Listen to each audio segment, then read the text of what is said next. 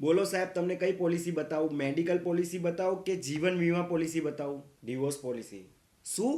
Divorce policy? છૂટાછેડાનો વીમો? હા, ડિવોર્સ પોલિસી. ભવિષ્યમાં જો મારા લગ્ન તૂટે અથવા કોર્ટમાં છૂટાછેડાના કેસો થાય તો પત્નીને આપવાના થતા લાખો રૂપિયા કંપની ભરે.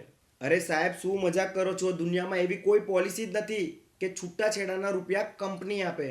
એ જ તો સમસ્યા છે. જ્યારે માણસ બીમાર પડે તો મેડિકલ વીમો છે, ગાડી ઠોકાય તો કાર વીમો છે.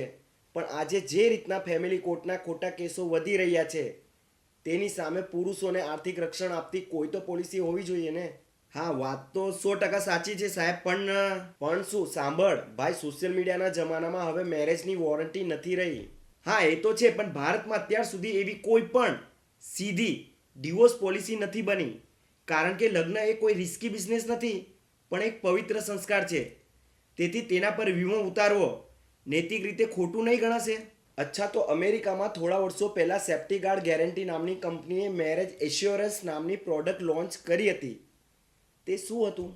એક પ્રકારનો છૂટાછેડાનો વીમો જ હતો ને, કે જે છૂટાછેડાના સમયે કાયદાકીય ખર્ચ અને ભરણ પોષણમાં મદદ આપતા હતા. ઓહ, અને બીજું, ચીન અને યુરોપના કેટલાક દેશોમાં પણ આવી પોલિસીઓ લાવવાના પ્રયત્ન થયા હતા, પરંતુ વીમા કંપનીઓને ત્યારે લાગ્યું કે આનાથી છૂટાછેડાનું પ્રમાણ વધી શકે છે.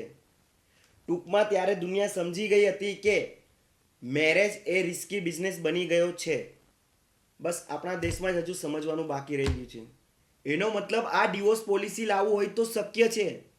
અને શક્ય છે તો ભવિષ્યમાં તમારામાંથી કેટલા લોકો આવી પોલિસી ખરીદશે? કોમેન્ટમાં જરૂર જણાવજો. ધન્યવાદ.